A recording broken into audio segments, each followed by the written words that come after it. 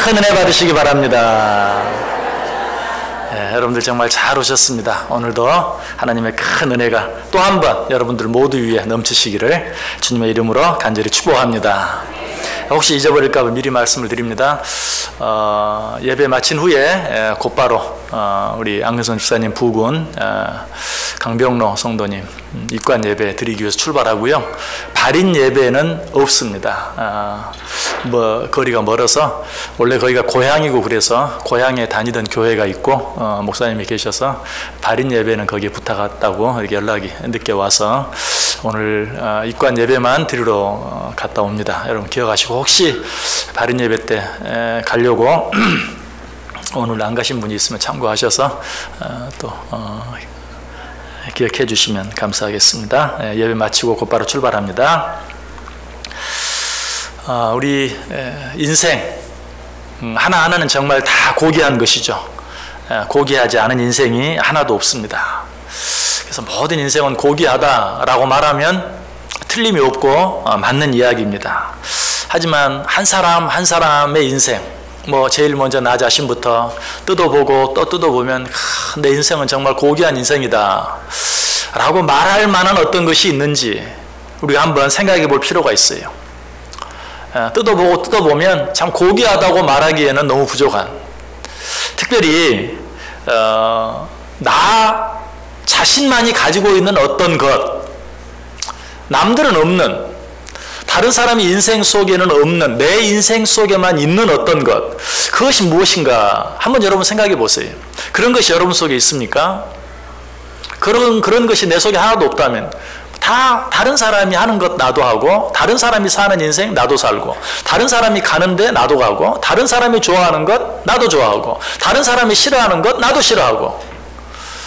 그렇다면 과연 그 인생을 정말 고귀한 인생이다 라고 먼저 내가 나 자신을 향해서 그렇게 말할 수 있는지, 또 그런 어떤 인생이 있다면 그런 인생을 우리가 고귀하다고 그렇게 칭찬해 줄 수 있는지 한번 생각해 볼 필요가 있어요.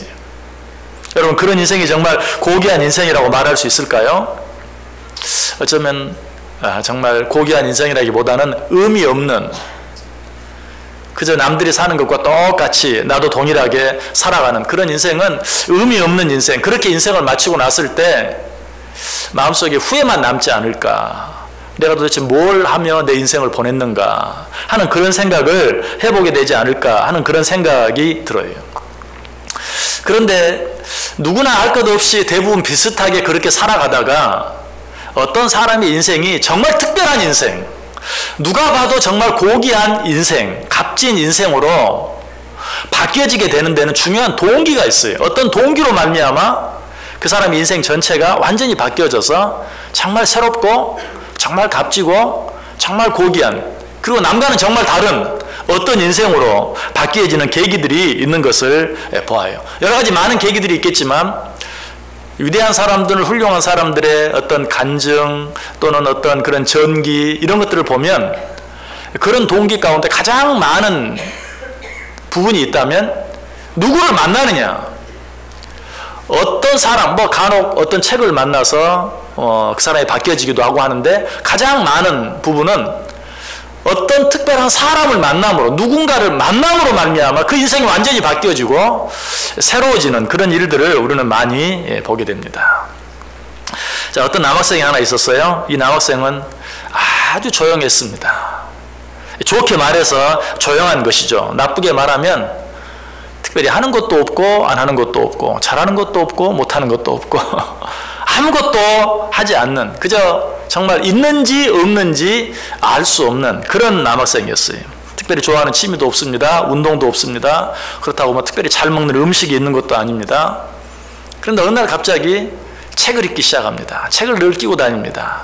그것도 보통 학생들은 끼고 다니지 않는 아주 유명한 그런 시인의 시집을 끼고 다니기 시작합니다. 갑자기 헬스클럽에 갑니다. 그리고 날마다 운동을 합니다. 거울 앞에서 알통을 봅니다. 초콜릿 복근이 얼마나 됐나 하는 것을 날마다 봅니다. 이 학생이 그렇게 바뀌게 된 이유가 무엇일까요? 여러분 짐작이 가시나요? 짐작이 가시죠? 좋아하는 여학생을 만나게 된 것입니다. 좋아하는 여학생이 생겼어요. 그 여학생 하나로 말미암아서 이 남학생의 삶의 모습, 삶의 패턴, 삶의 자세가 완전히 달라지고 새로워진 것이에요. 자, 또 다른 어떤 소년이 하나 있었습니다. 이 소년은 공부에 전혀 취미가 없었어요. 학교는 그저 건성으로 왔다 갔다만 하는 것이고 집에 오면 책가방 집에 던져 놓기가 무섭게 농구공 하나 들고 농구장으로 갑니다. 그 부모는 아주 그 아들을 생각할 때마다 한숨밖에 나오지 않습니다. 정말 커서 뭐가 되려고. 그런데 이 친구가 열심히 동네 농구장에서 농구를 하고 있는데 유명한 한 농구 코치 한 사람이 그걸 지나가다가 그 소년을 바라봅니다. 그 순간부터 이 소년의 삶은 완전히 달라지게 됩니다. 이 소년 누구인 줄 아십니까? 그 유명한 마이클 조던입니다. 정말 그 부모도 한숨밖에 쉴 수 없는 그 인생이 우연히 만난 한 사람으로 말미암아서 그 인생이 완전히 달라지는, 전 세계가 기억하는 유명한 스타의 삶으로 바뀌어지는 그런 일들을 우리는 또 들어서 알고 있습니다. 이처럼 우리 인생이 달라지는 여러 가지 많은 계기 가운데 가장 큰 계기가 있다면 누구를 만나느냐. 오늘 본문 속에도 누군가를 만남으로 말미암아 놀랍게 변화된 한 사람이 나옵니다.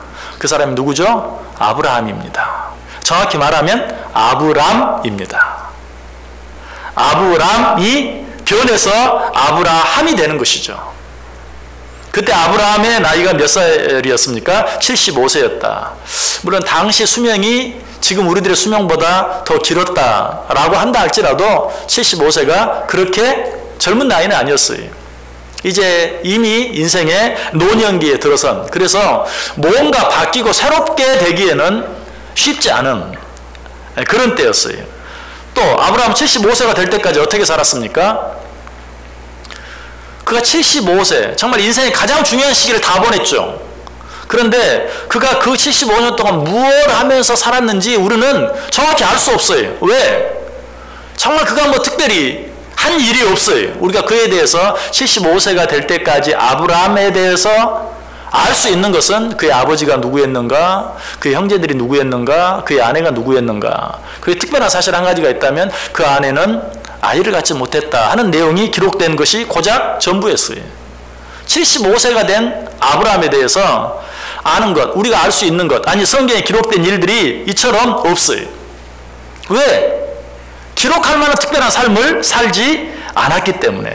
자, 이런 아브라함을 보고 고귀한 인생이다, 의미 있는 인생이다 라고 말할 수는 없죠. 어차피 아무리 좋게 이야기해도 너무나 평범한 그런 삶에 불과했어요. 그런데 이 아브라함의 삶이 창세기 12장을 기점으로, 우리가 1절을 읽었는데 이 창세기 12장 1절을 기점으로 해서 전격적으로 바뀌게 되죠. 그 동기가 무엇입니까? 오늘 1절이 어떻게 시작하고 있어요? 여호와께서 아브라함에게 이르시되, 하나님이 아브라함을 찾아오신 것이, 그리고 하나님이 아브라함에게 말씀하셨어요.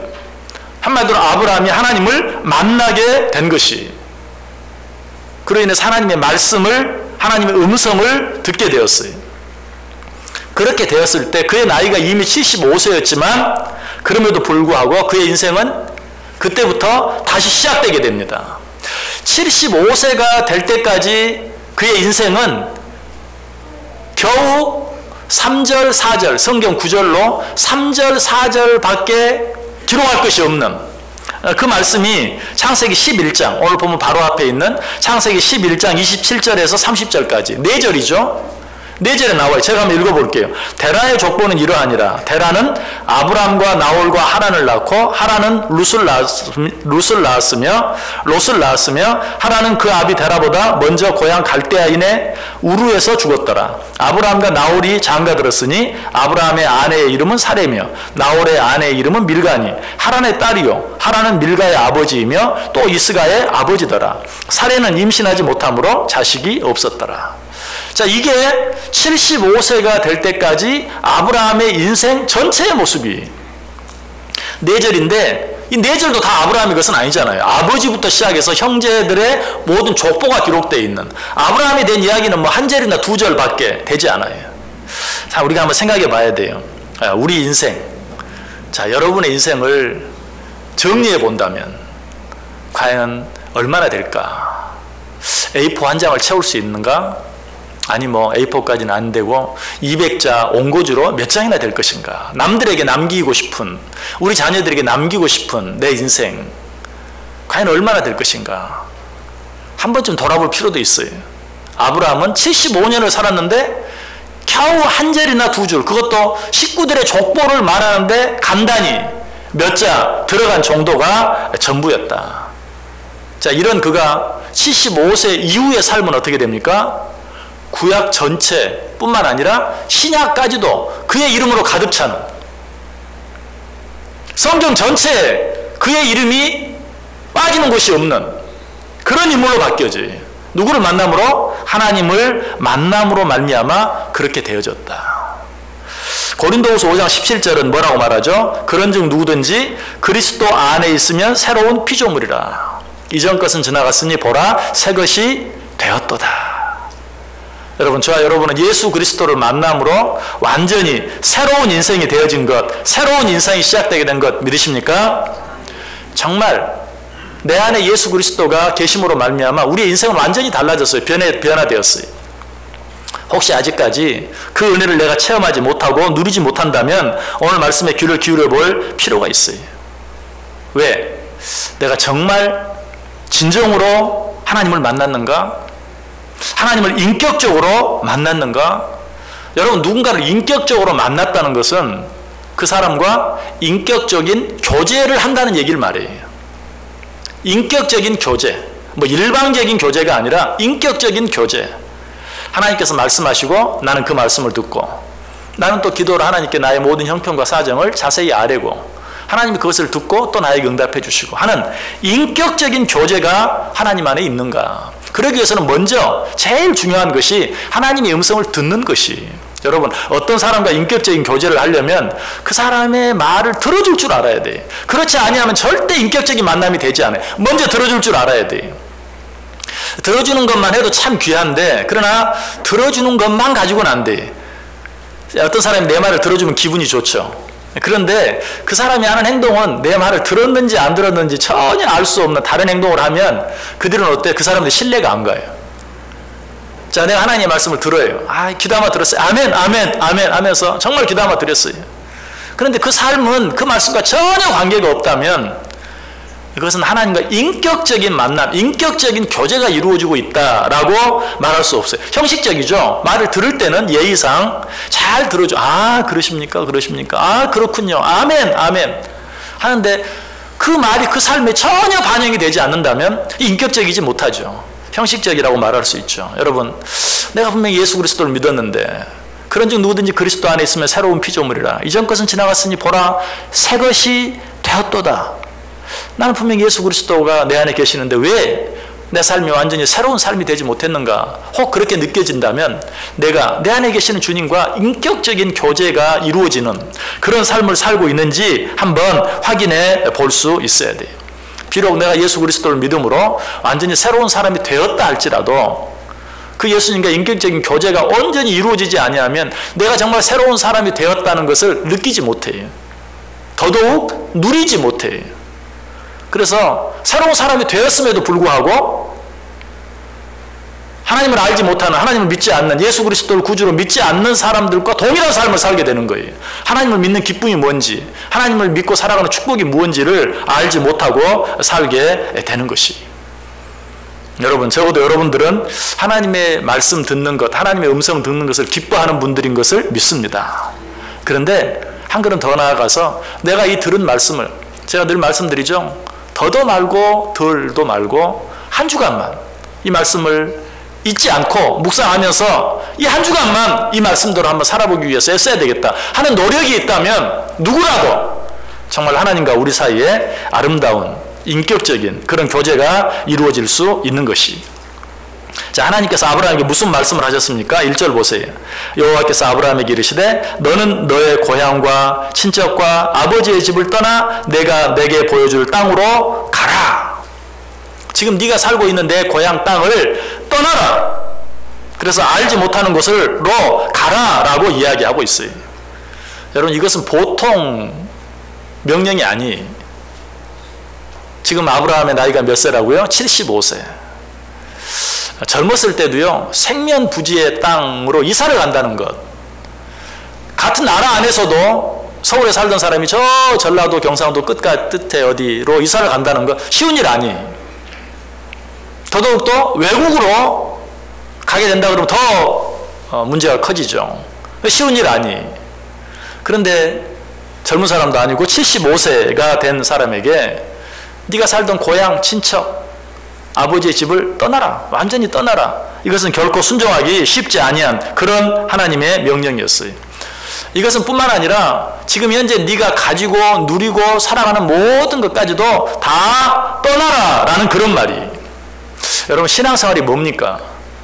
교회 다니는 것입니까? 아니, 교회 다니는 것은 교회 다니는 것이지 그것이 신앙생활이다 라고 말할 수 없어요. 신앙생활은 삶의 방식이 바뀌는 것이, 세상 사람들이 사는, 세상을 사는 삶의 방식에서 하나님을 믿는 사람들이 사는 삶의 방식으로 삶의 방식이 바뀌는 것이 신앙생활이에요. 여러분, 전원 생활이라는 게 뭡니까? 도시에 살면서 전원 생활을 할 수 있나요? 물론 뭐 나무 좀 많이 심고 뭐 어떻게 그렇게 전원 생활처럼 흉내를 낼 수 있을지는 모르겠죠. 그러나 전원 생활을 하면 복잡한 도시를 떠나서 전원 속으로 들어가야 전원 생활이 되는 거예요. 신앙생활이 뭡니까? 물론 교회 다니는 것도 중요한 신앙생활 가운데 하나죠. 그러나 진정한 신앙생활은 삶의 방식, 살아가는 방식이 세상의 방식에서 떠나서 하나님께서 원하시는 방식으로 바꾸어지는, 이상하는, 그것이 바로 신앙생활인 것이. 오늘 하나님께서 아브라함에게 그것을 요구하고 있어요. 지금까지 살았던 너의 삶의 모든 방식을 떠나서 이제 내가 너에게 가르치는, 지시하는 그곳으로 가서 내가 원하는 방식으로 삶을 살아라 라고 이야기하는 것이. 그러므로 진정한 신앙생활을 하려고 하는 사람은 너나 나나 할 것 없이 반드시 세상과의 마찰이 있을 수밖에 없어요.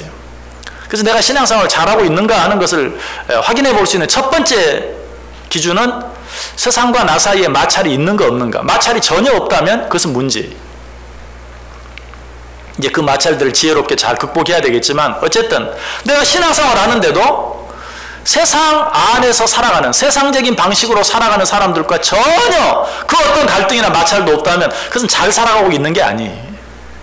우리의 신앙생활을 한번 확인해 봐야 돼요. 그래서 예수님께서 뭐라고 말씀하시죠? 요한복음 15장 18절 19절에서 세상이 너희를 미워하면 너희보다 먼저 나를 미워한 줄 알라. 너희가 세상에 속하였으면 세상이 자기의 것을 사랑할 것이나 너희는 세상에 속한 자가 아니요 도리어 내가 너희를 세상에서 택하였기 때문에 세상이 너희를 미워하느니라. 우리가 정말 하나님의 방식대로 우리의 삶을 살아가면 세상 사람들이 우리를 미워하게 돼 있어요. 뭐 그 사람이 인격적이어서 겉으로 그것을 티를 안 낼지는 몰라도 내가 정말 믿음 안에서 말씀 안에 살려고 하면 미움이든지 혹은 아니면 시기든지 그 어떤 형태로든지 나를 싫어하고 미워하는 어떤 모습이 드러나게 된다. 그래서 요한 1서에서 사도 요한은 뭐라고 말합니까? 형제들아, 세상이 너희를 미워해도 이상히 여기지 말라. 당연한 것이다. 네가 정말 신앙 안에서 하나님을 믿는 자답게 하나님 나라의 방식으로 세상을 살아가고 있다면 세상이 너희를 미워하는 것이 당연하다라고 이야기하고 있어요. 그래서 오늘 하나님께서 아브라함에게 고향, 친척, 아버지의 집을 떠나라 라고 말하는 것은 지금까지 살아왔던 너에게 익숙한 세상적인 방식, 그것들을 떠나라, 그것들을 버리라. 그것들이 정말 너무나 합리적이라 할지라도, 너무나 논리적이라 할지라도 그 모든 것들을 버려라. 세상 사람들이 다 그것이 맞고 옳다고 한다 할지라도 너는 그것을 버리고 떠나서 하나님께서 너에게 말씀하시는 대로 살라라고 우리에게 이야기하고 있어요. 여러분, 우리가 신앙생활을 하고 있지만 이 세상의 방식들을 버리는 게 쉽지 않아요. 왜? 우리가 설령 어렸을 때부터 신앙생활을 한다고 할지라도요, 이제 요즘 현대 크리스찬들의 문제가 바로 그거예요. 예전에는 신앙생활 하면요, 주일날 와서 예배만 드리는 게 아니에요. 그 삶의 터전이 교회였어요. 어렸을 때도 교회 와서 놀고, 마당에서 놀아도 교회 마당에서 놀고, 교회에서 친구들을 만나고, 또 교회에 와서 날마다 예배하고 하는 그런, 정말 예수 믿는 사람들은 삶의 방식이 그러했어요. 근데 요즘 현대 크리스찬들의 신앙의 삶은 그렇지 않아요. 그냥 예배 드리는 것으로 끝나요. 결코 예배가 뭐 의미가 적은 그런 말은 절대 아니에요. 그런데 삶과 동떨어져 있어요. 그렇기 때문에 아무리 열심히 교회를 다녀도 그 삶이 바뀌지 못하는, 정말 신앙 생활이 되지 못하는, 예배 생활은 될 수 있을지 몰라도 신앙 생활이 되지 못하는 그 세상 방식이 여전히 익숙해요.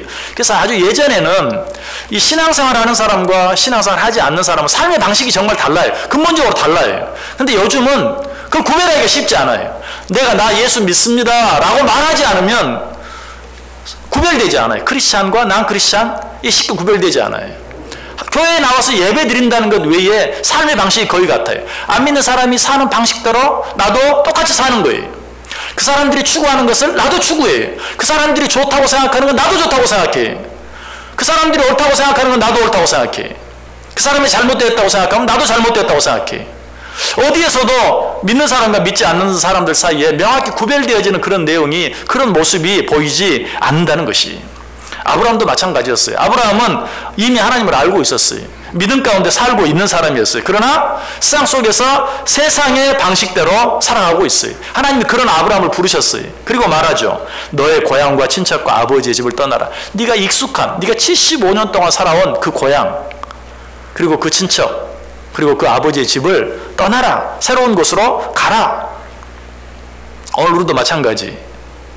우리가 신앙생활을 오래 했다 할지라도 아직도 너무나도 익숙한 세상에서의 생활, 그 세상적인 방식, 내가 세상 안에서 취하던 세상의 지식, 세상의 경험, 이런 것들이 내 안에 너무 많이 있어서 그런 것들을 떠나기가 쉽지 않은 것이.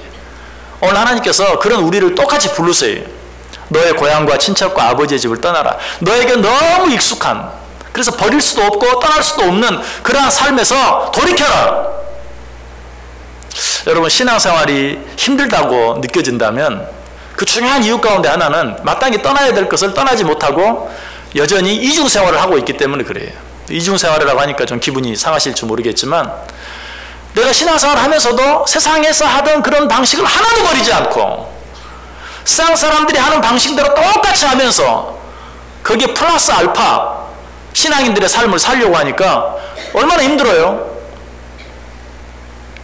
여러분, 혹시 두 아내 데리고 살아보신 남편분 계시나요?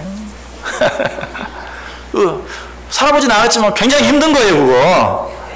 전 캐나다에서 그런 사람을 많아요, 캐나다에는. 이제 중동에서 오신 분들, 거기는 일부 다체를 허용하기 때문에 바로 우리 옆집에도 부인이 셋이나 돼. 한 집에서 다 살아요.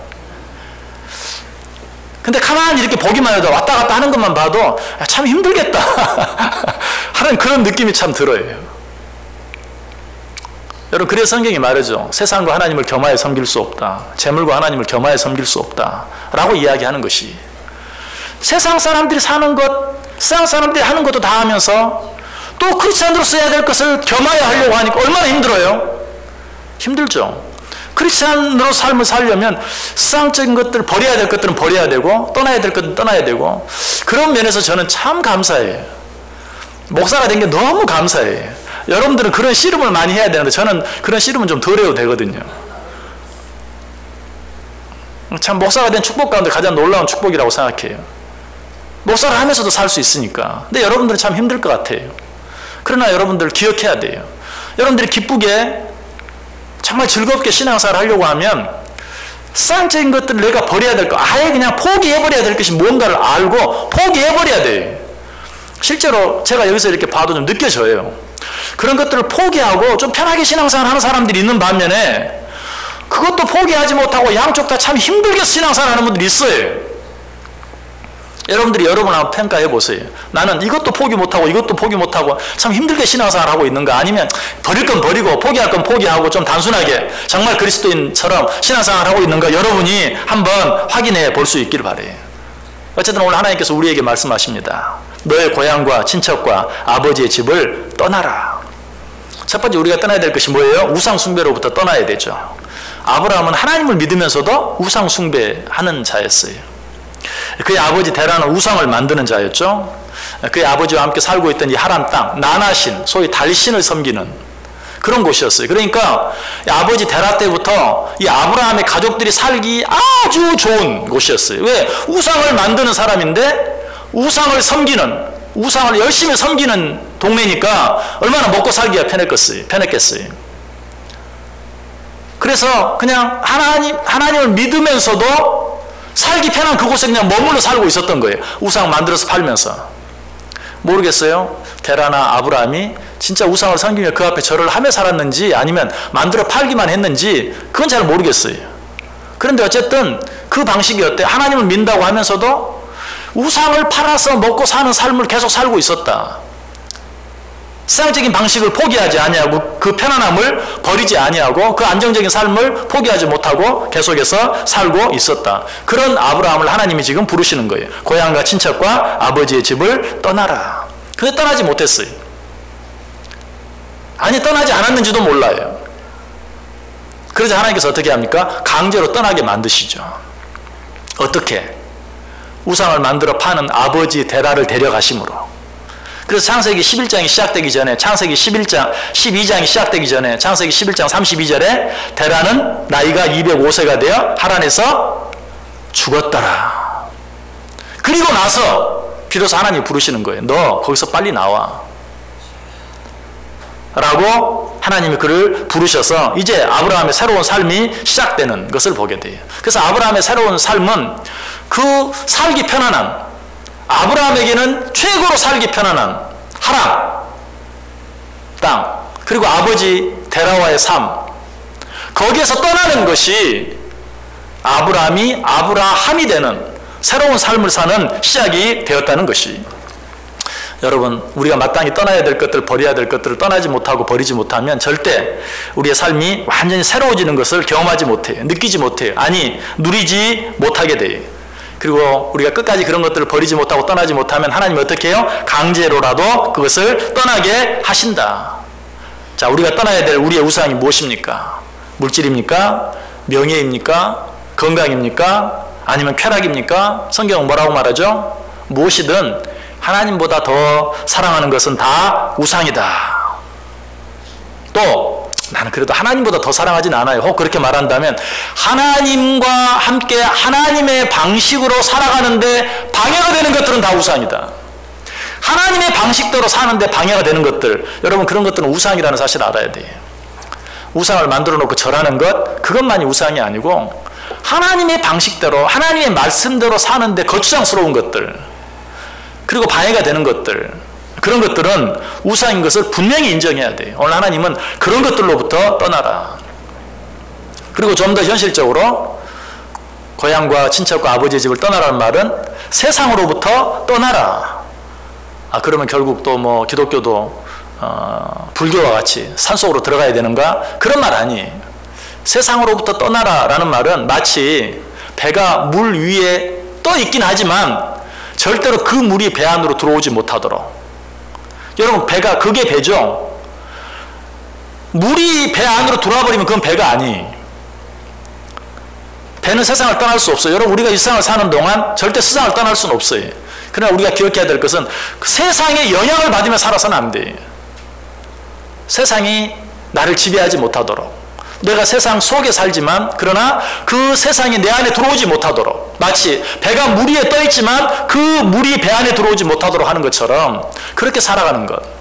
세상적인 모든 방식을 포기하고 세상의 영향을 받는 삶이 아니라 내가 세상에 영향을 미치는.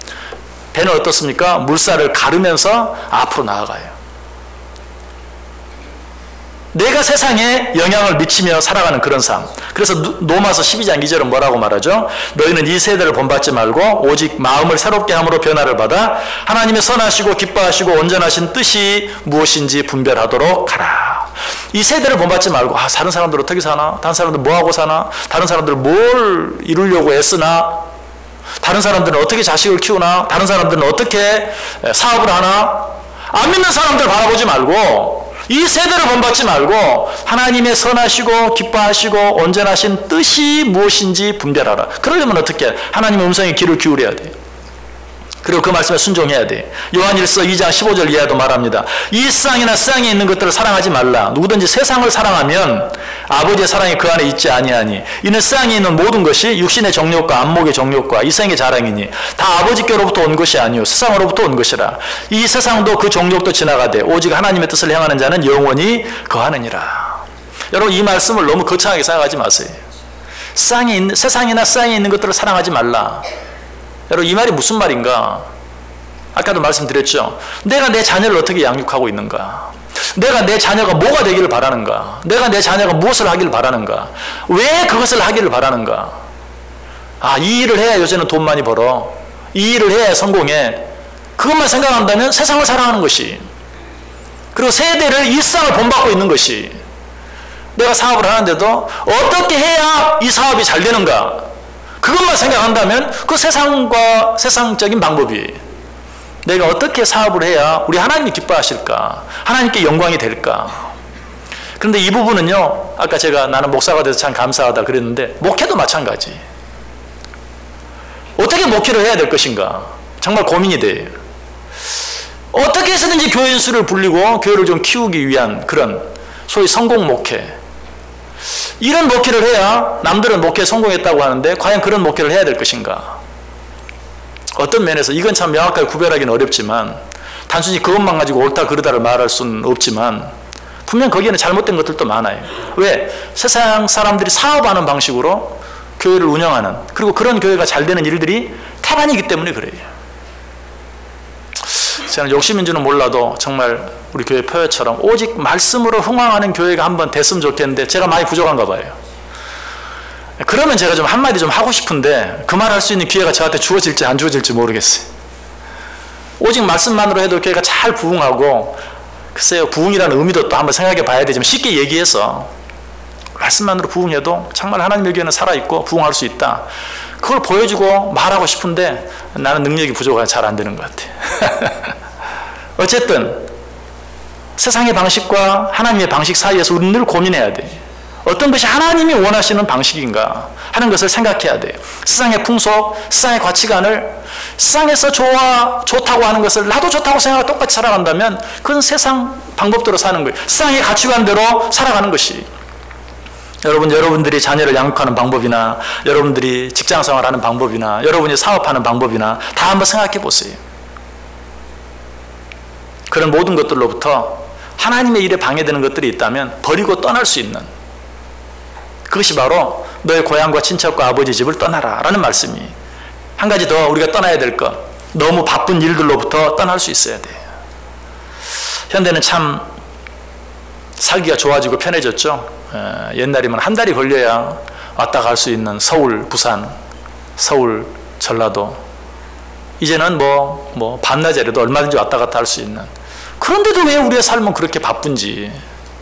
옛날에는 편지 한 통 보내놓고 3일, 4일, 5일, 일주일을 기다려야 편지 한 통을 받아볼 수 있는데, 요새는 뭐 째까닥 톡 하면 그냥 톡 가고 톡 하면 오고, 그런 상황을 사는데도 왜 이렇게 시간이 없고 바쁜지. 뭔가 잘못된 거예요. 예전 사람들은 서울 한 번 오려면 한 달을 걸어서 왔다 갔다 해도 신앙생활을 하면서 살았는데, 우리는 뭐 여기서 부안 반나절이면 부산을 갔다 오는데도 왜 예배할 시간이 없는지. 여러분 왜 그렇다고 생각하세요? 우리가 세상적인 방식을 여전히 고수하고 있기 때문에. 세상 사람들은 그 모든 걸 이용해서 어떻게 하면 내가 좀 더 잘 살고 좀 더 편하게 살 것인가를 생각하기 때문에, 어떻게 하면 그것들을 이용해서 신앙생활을 잘할 것인가는 생각하지 않아요. 그렇기 때문에 그 발달된 모든 것들이 신앙생활한테 조금도 도움이 안 돼. 오히려 더 바빠지기만 하는 거예요.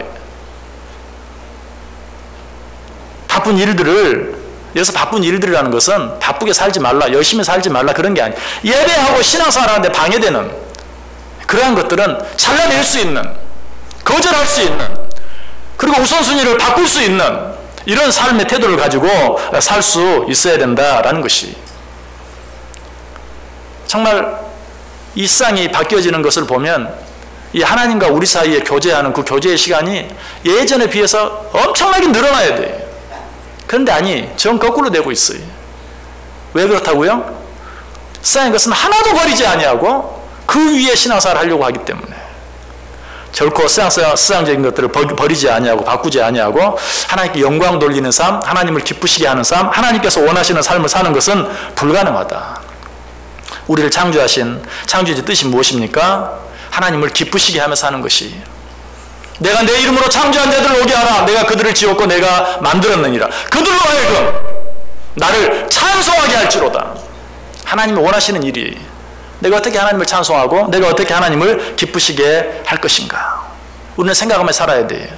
그렇게 살 때 우리는 비로소 신앙생활의 기쁨, 신앙생활의 특권, 신앙생활의 즐거움, 신앙생활의 맛을 누리게 되는 거예요. 여러분 제가 이렇게 말하는데 몇 가지나 동감이 됩니까? 신앙생활의 특권? 뭐가 있어? 맨 불리한 것만 있지.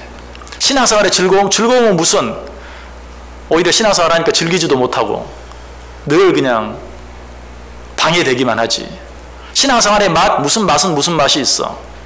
여러분 제가 하는 말에 얼마나 여러분 동감하세요? 신앙생활의 특권, 신앙생활의 기쁨, 신앙생활의 맛, 신앙생활의 즐거움 얼마나 동감하세요? 거기에 하나도 동감할 수 없다면 왜 그럴까요? 여러분 우리의 모든 생활이 하나님께 드리는 예배 그 중심에 맞추어져야 돼요. 정말 한날의 삶을 계획하면서 내가 하루의 첫 시간을 하나님께 드리기 위해서 새벽 예배를 드리든지 아니면 말씀으로 기도로 한날을 시작하든지 어떤 방법으로 하든지 그러기 위해서 일찍 잠자리에 들고 정말 하루를 마치고 또 하루를 쉬고 또 하루를 시작하고 어떻게 하면 내가 주일을 온전히 하나님 앞에 거룩하게 보낼 수 있는지 그 일을 위해서 하루를 계획하고 잘라야 될 일들을 자르고 스케줄을 잡을 때 그것을 고려해서 행하고 여러분 그런 삶을 여러분이 살아보면 지금 당장 생각하면 아유 그러면 손해가 얼마나 많이 나는데 내가 잃어버릴 게 얼마나 많은데 아니 그렇게 할 때 비로소 우리는 신앙생활의 기쁨, 신앙생활의 특권, 신앙생활의 축복, 신앙생활의 맛, 신앙생활의 즐거움이 무엇인지 비로소 알게 된다는 것이. 바쁘면 바쁠수록 더 하나님과 나의 시간을 한번 늘려보세요. 존 웨슬리가 그랬죠. 루터도 마찬가지. 기도의 사람 조지 물러도 그랬어요. 오늘은 너무 바쁘다. 오늘은 너무 할 일이 많다. 내가 하나님 앞에 2배로 기도해야 되겠다. 이것이 신앙인의 삶의 자세예요. 내가 평생을 바쳐 일하는 것보다 하나님이 단 한순간에 더 많은 일을 하실 수 있다는 사실을 믿으시길 바랍니다. 내가 이리 뛰고 저리 뛰고 동분서주해도 그렇게 해서 평생 75년을 살아도 75세 된 분들도 오해하지 마십시오. 75년을 살아도 고작 인생에 한 절, 2절밖에 쓸 수 없는 그것도 뭐 누구의 아들이다, 누구의 남편이다 라는 것 말고 빼버리면 그나마도 없는 그런 인생이 될 수도 있어요. 그러나 하나님께 맡기고 나는 그저 하나님 기쁘시게 하며 살아드리면 내가 평생토록 이리 뛰고 저리 뛰고 아웅다웅하는 삶보다 하나님께서 단 한순간에 훨씬 더 많은 일을 행하실 수 있어요. 누가 그 증거예요? 아브라함이 그 증거예요. 아브라함의 인생은 75년을 살았지만 고작 한두 절. 그러나 하나님을 온전히 만남으로 말미암아서 고향과 친척과 아버지의 집을 떠난 이후의 삶은 인간적으로 보면 지는 애와 같은 그런 삶이었지만 그 삶이 어때요? 훨씬 더 풍성하고 아름답고 성경 신구약 전체를 채우고도 남음이 있는 정말 믿음의 아버지가 되는 그런 삶을 살 수 있었다는 것이. 제가 오늘 이 말씀을 드립니까? 구정으로 또 한 해를 보내고 새해를 맞는 첫 번째 주일이 새해가 되었어요. 여러분 시간적으로 새해는 아무런 의미도 없어요. 무슨 신정으로 새해, 구정으로 새해 이게 무슨 의미가 있습니까? 이것이 의미가 있기 위해서는 새해를 맞으면서 정말 작년에도 버리지 못한 것 있으면 버리세요. 올 2018년 양력으로 새해를 맞으면서도 버리려고 했는데 못 버린 것 있죠? 이제 포기하려고 했는데 포기하지 못한 것 있죠? 그것을 버리고 포기해 보세요. 그렇게 할 때만 새해가 돼. 그렇게 할 때만 새 사람이 돼. 그렇게 할 때만 새로운 기쁨을 누리게 돼. 그렇게 할 때만 새로운 축복이 내 것이 되는 거예요. 저와 여러분의 인생이 그런 인생이 되어줄 수 있기를 간절히 축복합니다. 기도하겠습니다. 하나님 감사합니다. 오늘도 말씀해 주시니 감사합니다. 하나님의 말씀에, 하나님의 음성에 귀를 기울이고 그 말씀에 순종함으로 하나님의 뜻에 방해가 되는 것, 하나님을 기쁘시게 하는 일에 방해가 되는 것, 하나님께 예배하는 일에 방해가 되는 것 있다면 버리고 떠나기로 마음에 다짐하고 작정함으로 하나님의 자녀들만이 누릴 수 있는 특권, 하나님의 자녀들만이 누릴 수 있는 기쁨, 하나님의 자녀들만이 누릴 수 있는 맛, 즐거움을 풍성히 누리며 살아가는 우리 모두 되게 해 주옵소서. 예수님의 이름으로 기도드리옵나이다. 아멘.